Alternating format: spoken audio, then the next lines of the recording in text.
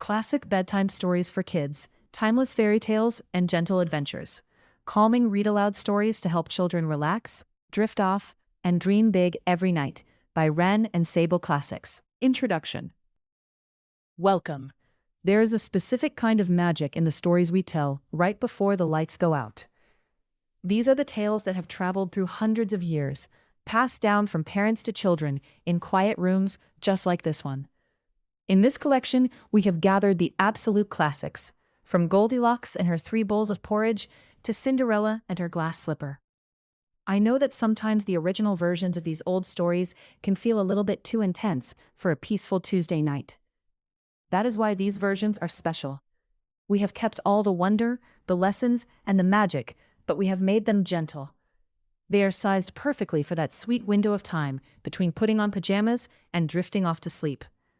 These are stories designed to soothe, retold with soft edges, so your little ones can feel safe and calm as they head toward their dreams. And now this part is just for you. Take a moment to get as comfortable as you possibly can. Maybe you want to pull your favorite blanket all the way up to your chin, or perhaps you want to find the softest spot on your pillow. You can keep your eyes open for a little longer, or you can close them right now and start to imagine the stories in your head like a movie. There is no rush tonight. We are going to go on some wonderful adventures together, but we are going to do it very quietly. We will meet a little duckling finding his way, a girl in a golden dress, and 3 clever pigs who know exactly how to build a cozy home. You don't have to do anything at all except listen. You are safe, you are loved, and it is time to dream big. Let's take one more deep breath together. Are you ready?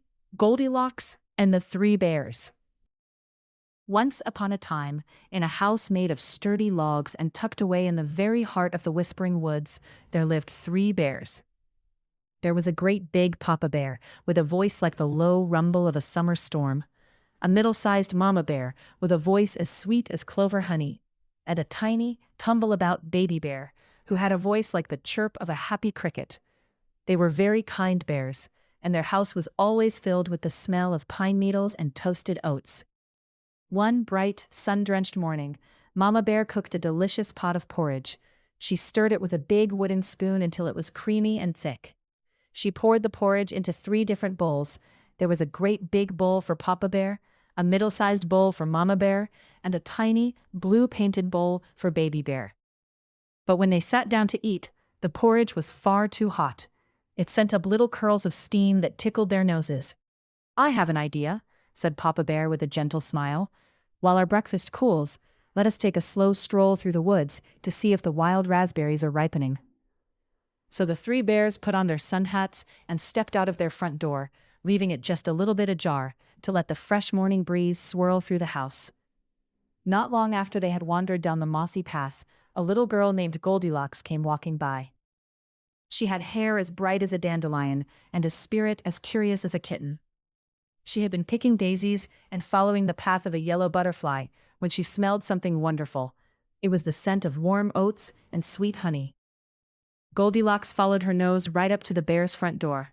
She gave a polite little knock. Tap, tap, tap. But nobody answered. She peeked inside and saw the 3 bowls sitting on the table. Her tummy gave a tiny, hungry rumble. Now Goldilocks knew she should wait for an invitation, but the porridge smelled so very good that she thought she might just have one little taste. First, she sat in Papa Bear's great big chair and tried a spoonful of his porridge. "Oh, goodness," she whispered, fanning her mouth. "This is much too hot." Next, she moved to Mama Bear's middle-sized chair and tried a spoonful from the middle-sized bowl. She made a little face. "Oh dear, this is much too cold. It's like eating a bowl of chilly morning mist." Finally, she sat in Baby Bear's tiny chair and tried a spoonful of his porridge. She closed her eyes and smiled. "This," she said softly, "is just right." And because it was so very delicious, she ate it all up, down to the very last golden drop. After her breakfast, Goldilocks felt a little bit tired. She looked at the 3 chairs in the living room. First, she climbed into Papa Bear's great big chair. It was very tall and made of hard oak. "This is much too hard," she sighed. "It feels like sitting on a big, sturdy rock." She tried Mama Bear's middle-sized chair. It was covered in soft, velvety cushions, but when she sat down, She sank so deep she could hardly see over her knees. "This is much too soft," she giggled. "It's like sitting on a giant marshmallow." Then she sat in Baby Bear's tiny chair. It had a little footrest and felt very cozy indeed. "This is just right," she said, wiggling her toes. But just as she started to relax, there was a little creak, a little crack, and the tiny chair gave a gentle wobble.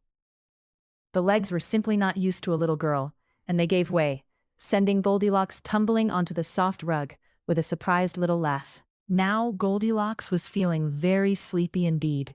She climbed the stairs to the bedroom where she found 3 beds. First, she tried Papa Bear's great big bed. She climbed up the ladder, but the pillow was too high and the mattress was too firm. "This is much too hard," she murmured. She moved to Mama Bear's middle-sized bed. It was covered in a heavy lace quilt, but when she lay down, she felt like she was rolling into a big, soft hole. "This is much too soft," she yawned. Finally, she lay down on Baby Bear's tiny bed. It had a blue woolen blanket that felt like a warm hug. The pillow was just the right fluffiness. "This is just right," she whispered. She pulled the covers up to her chin, closed her eyes, and fell fast asleep, dreaming of butterfly gardens and honeybees. A little while later, the 3 bears came home from their walk. They were feeling hungry and ready for their breakfast. But as soon as they stepped inside, they knew someone had been visiting. "Someone has been eating my porridge," said Papa Bear in his big, rumbly voice. "Someone has been eating my porridge too," said Mama Bear in her middle-sized voice. "Someone has been eating my porridge," squeaked Baby Bear, looking into his empty blue bowl, "and they've eaten it all up." Then the bears looked at their chairs. "Someone has been sitting in my chair," growled Papa Bear, though he wasn't really angry, just very puzzled. "Someone has been sitting in my chair," said Mama Bear, tidying her velvet cushions. "Someone has been sitting in my chair," cried Baby Bear, "and they've wobbled it right into pieces." The 3 bears climbed the stairs to their bedroom. Papa Bear looked at his bed. "Someone has been sleeping in my bed," he rumbled. Mama Bear looked at her bed. "Someone has been sleeping in my bed too," she said softly. Baby Bear ran to his tiny bed. "Someone has been sleeping in my bed," he whispered, his eyes wide with wonder. "And here she is." The sound of the bears' voices woke Goldilocks. She opened her eyes and saw 3 fuzzy faces looking down at her. They didn't look scary at all. They looked like big, soft teddy bears with kind eyes. Goldilocks sat up and realized she had made a bit of a muddle of their lovely home. "Oh, I am so sorry," Goldilocks said, her voice small and sincere. "I smelled your wonderful porridge, and I was so tired from my walk. I didn't mean to break the chair or eat all the breakfast." Papa Bear patted her hand with a large, soft paw. "It is quite all right, little one. We enjoy having visitors, though it is usually best to wait for an invitation." Mama Bear smiled and tucked a stray lock of golden hair behind the girl's ear. "We can fix the chair with a little wood glue and some patience, and we have plenty more oats in the cupboard." Baby Bear hopped onto the end of the bed. "Would you like to stay for a second breakfast? Mama makes the best honey toast in the whole woods." Goldilocks beamed. She helped the bears fix Baby Bear's chair, and then they all sat down together. This time, Goldilocks waited until everyone was served. They ate honey toast and berries, and Goldilocks promised that the next time she visited, she would bring a basket of the wild raspberries she had found. When she was finished, the bears walked her to the edge of the woods. The sun was beginning to dip low, painting the sky in shades of peach and lavender.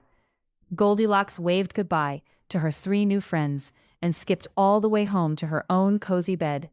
And as the moon rose over the whispering woods, the 3 bears and 1 little girl all drifted off into a deep, peaceful sleep, tucked in tight and feeling very loved. The 3 Little Pigs. Once upon a time, in a valley where the grass felt like a soft velvet carpet and the daisies nodded their heads in the breeze, there lived 3 little brothers. They were 3 round, pink, and very cheerful little pigs named Percy, Peter, and Patrick. Each of them had a curly-Q tail that boinged when they jumped, and ears that flapped like tiny wings when they ran through the meadows. One sunny morning, their mother gave them each a sturdy backpack filled with apple slices and honey crackers. She kissed their snouts and said, "It is time, my darlings, to build your very own homes. Make them cozy, make them warm, and always look after one another." The three brothers set off down a winding path, whistling a happy tune. Before long, they met a kind farmer pulling a creaking wooden cart, piled high with golden straw. The straw smelled like sunshine and dried summer rain.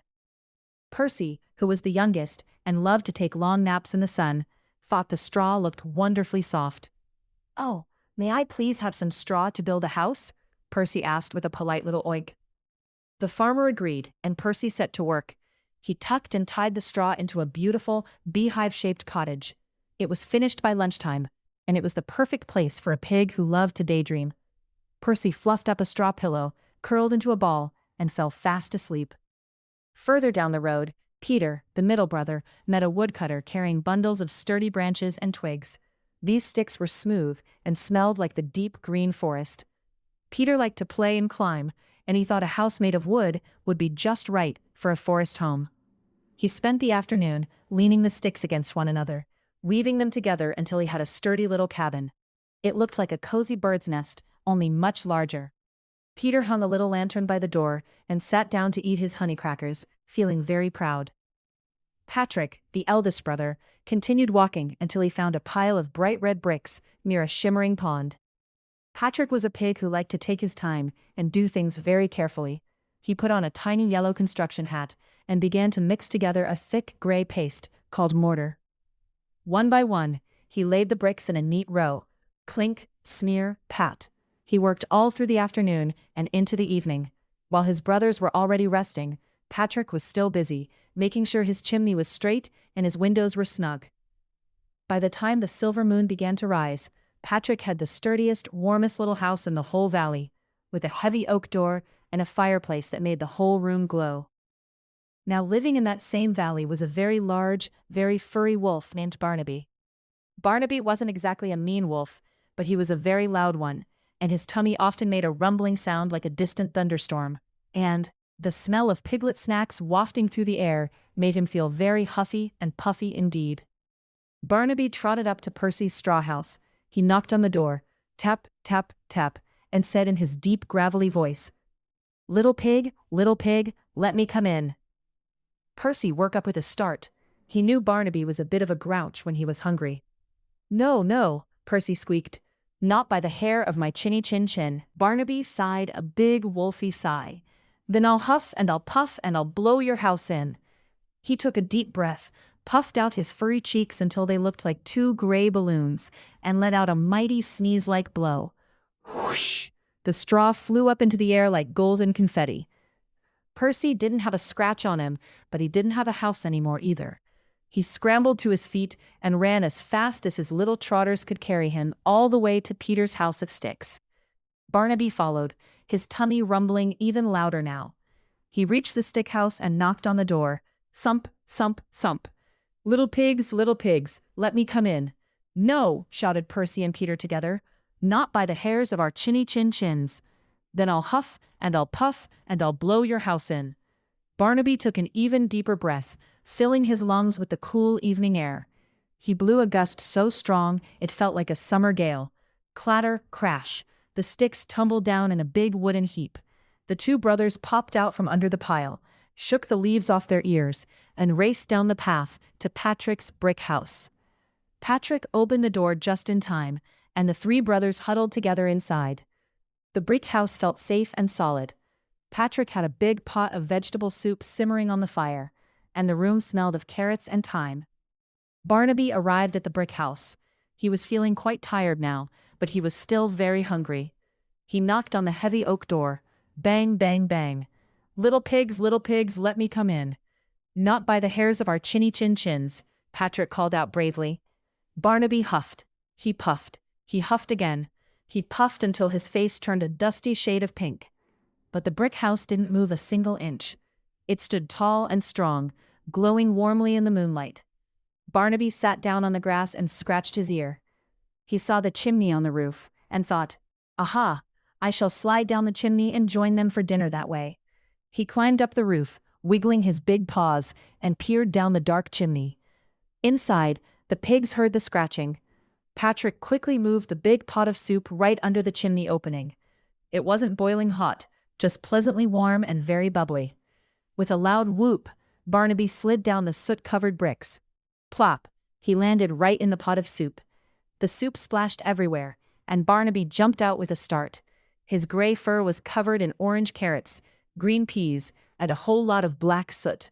His bottom was quite toasted from the warm water, and he looked so silly that the three little pigs couldn't help but giggle. Barnaby looked at his sooty tail and his messy paws. He let out a little whimper. "I just wanted some supper," he mumbled, looking very small for such a big wolf. The three brothers looked at one another. They saw that Barnaby wasn't scary. He was just a bit clumsy and very, very hungry.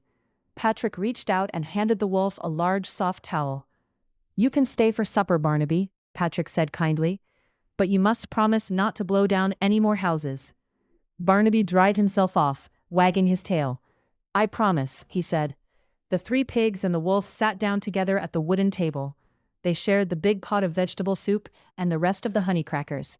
Barnaby told stories of the forest, and the pigs told stories of the meadow. When they were all full and sleepy, Barnaby helped the brothers tidy up the house. Percy and Peter stayed with Patrick that night, snuggling together under a big quilted blanket. Barnaby curled up on the rug by the fading fire, his sooty bottom finally feeling cool and comfortable. Outside, the stars twinkled like tiny nightlights, and the valley was silent and still. The three little pigs closed their eyes, drifting off into dreams of sunshine and straw, knowing they were safe, warm, and surrounded by friends. And they all slept very soundly, all through the long, peaceful night. The Ugly Duckling. Once upon a time, in a corner of a sun-drenched meadow where the buttercups grew tall and the creek gurgled a happy song, a mother duck was sitting on her nest. It was a very cozy nest, tucked away under the giant fan-like leaves of a burdock plant.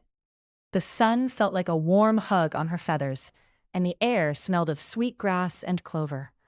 Mother Duck was waiting for something very special. She had been sitting for a long, long time, and she was just beginning to feel a little bit wiggly when suddenly she heard a tiny sound. Tap, tap, tap. One by one, the eggs began to crack.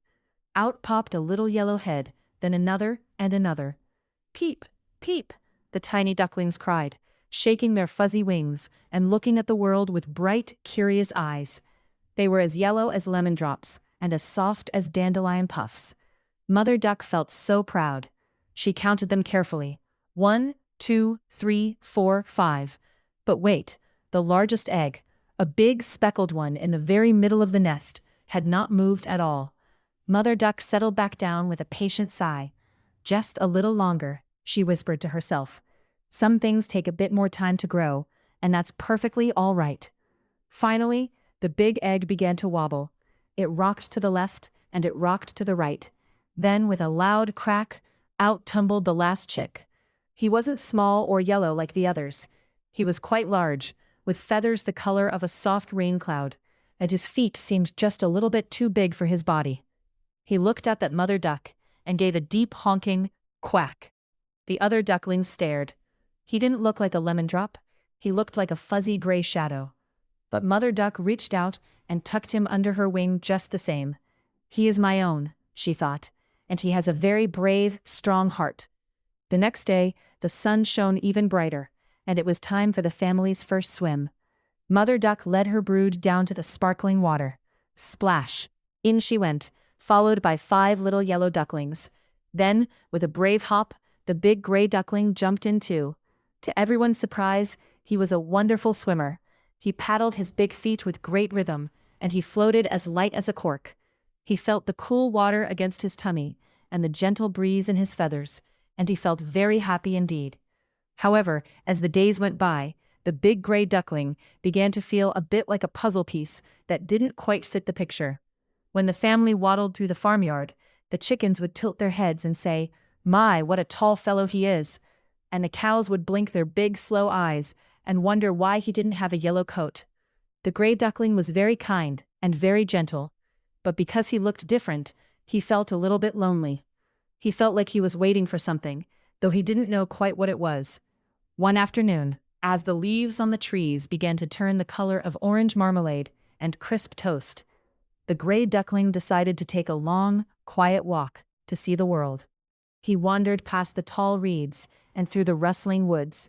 He met a friendly toad who taught him how to blink at the stars, and a sleepy squirrel who showed him where the best moss grew for a nap.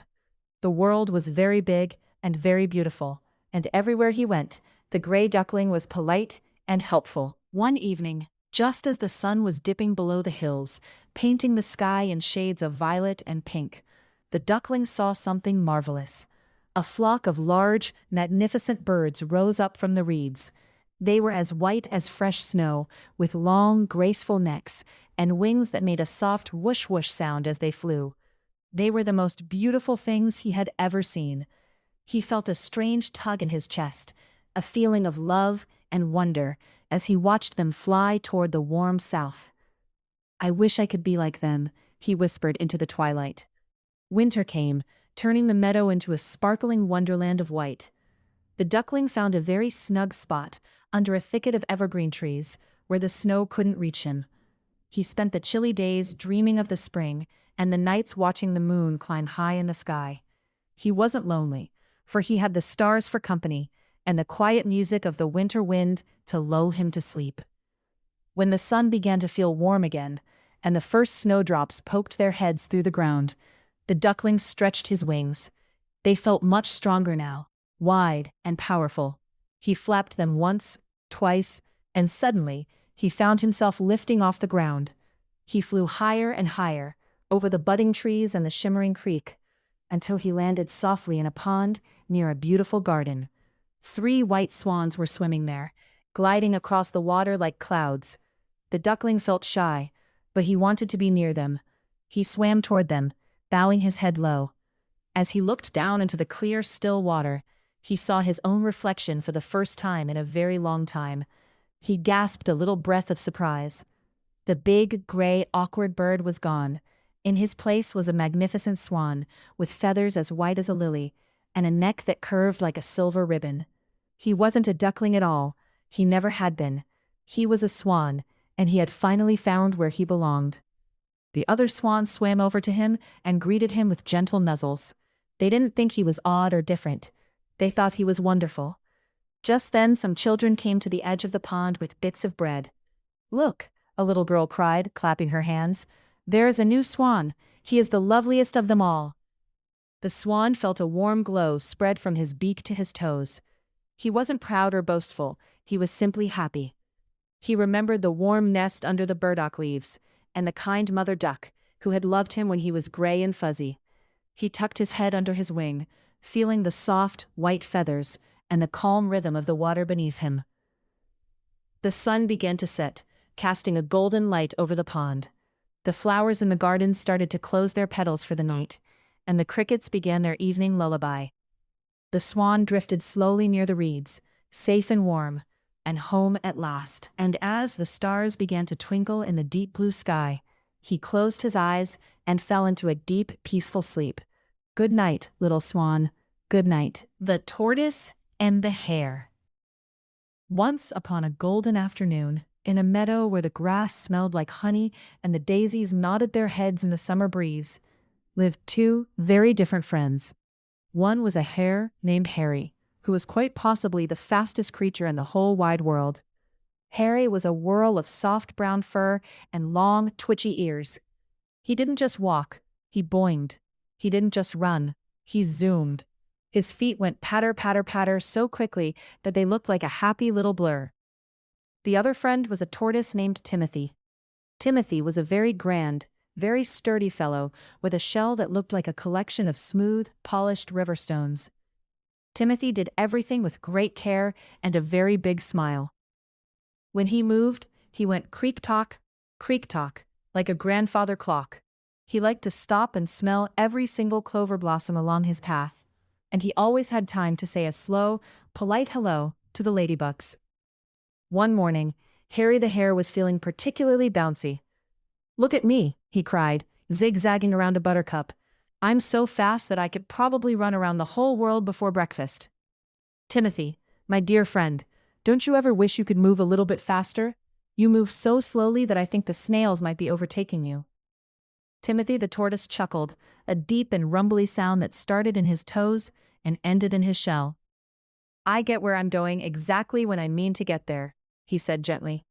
But if you like, Harry, we could have a little race to the great oak tree on the other side of the hill. It would be a lovely way to end the morning. Harry's ears stood straight up in excitement. A race? A real race? Oh, Timothy, you are a brave soul. I shall be at the tree and tucked in for a nap before you've even reached the first dandelion. The fox, who was the official starter of all meadow games, because he had a very fine whistle, lined them up. On your marks, the fox said, his voice soft and kind.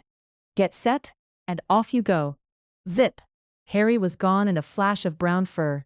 He was halfway across the meadow before Timothy had even moved his front right foot. Harry felt the wind whistling through his whiskers and the sun warming his back. He was having a wonderful time. He looked back over his shoulder and saw Timothy, way back at the starting line, moving along with his steady creak-tock, creak-tock. Harry reached the middle of the meadow where the grass grew tall and thick. He saw a patch of wild carrots and stopped for a crunchy snack. Then he saw a patch of sweet clover. The sun was getting quite warm now, and the air was filled with the gentle hum of sleepy bumblebees. I am so far ahead, Harry thought, letting out a big wide yawn. Timothy won't be here for hours. This clover looks like the softest green pillow in the world. I think I'll just have a teeny 5-minute snooze. Just enough to rest my bouncy legs. Harry curled himself into a cozy ball, tucked his nose under his paws, and closed his eyes. The meadow whispered a lullaby, and soon Harry was fast asleep, dreaming of racing through the clouds. Meanwhile, Timothy the tortoise kept moving. He didn't look at how far he had to go, and he didn't look at how far Harry had gone. He just focused on the very next step. 1 foot out, 1 foot in. Slow and steady. Let the race begin.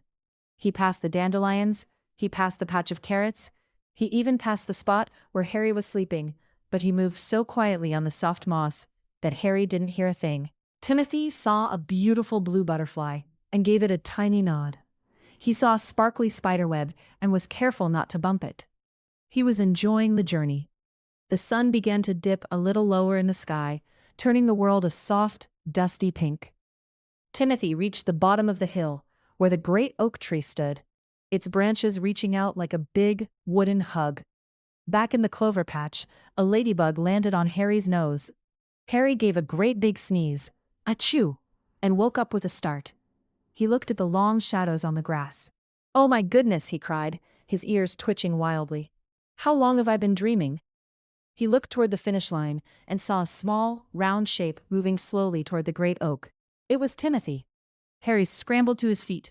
Patter, patter, patter went his paws as he raced as fast as he possibly could. He was like a little furry lightning bolt. He zoomed over the hill, his heart thumping a happy rhythm. But just as he reached the shade of the great oak, he saw Timothy's nose touch the bark of the tree.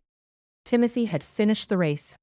Harry skidded to a stop, panting and laughing all at once. You did it! You actually did it, Timothy! You were slow and steady, and you beat me while I was busy dreaming about carrots. Timothy turned around, his eyes twinkling with kindness. It was a wonderful walk, Harry, and you looked so peaceful in your nap that I didn't want to wake you. I think we both won, really. I won the race and you won a very lovely rest. Harry giggled and sat down next to his friend. The two of them watched as the first stars began to twinkle in the darkening sky. The meadow was quiet now, save for the crickets chirping a soft evening song. I think, Harry said, leaning his head against Timothy's sturdy shell, that I'm ready for another nap now. A real one this time. Me too, whispered Timothy. And there, under the protection of the great oak tree, the fast hare and the slow tortoise fell fast asleep together, perfectly content, knowing that whether you zoom or whether you plod, everyone finds their way home for bedtime in the end.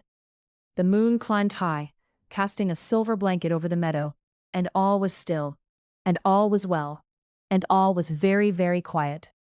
Good night, Harry. Good night, Timothy. Cinderella. Once upon a time, in a house that sat nestled among rolling green hills and whispering willow trees, lived a young girl named Ella. She was as bright as a morning sunbeam and as gentle as a summer breeze. Because she spent her days tidying the hearth and making sure the fire stayed warm and cozy, her friends affectionately called her Cinderella. Now, Cinderella lived with her two stepsisters,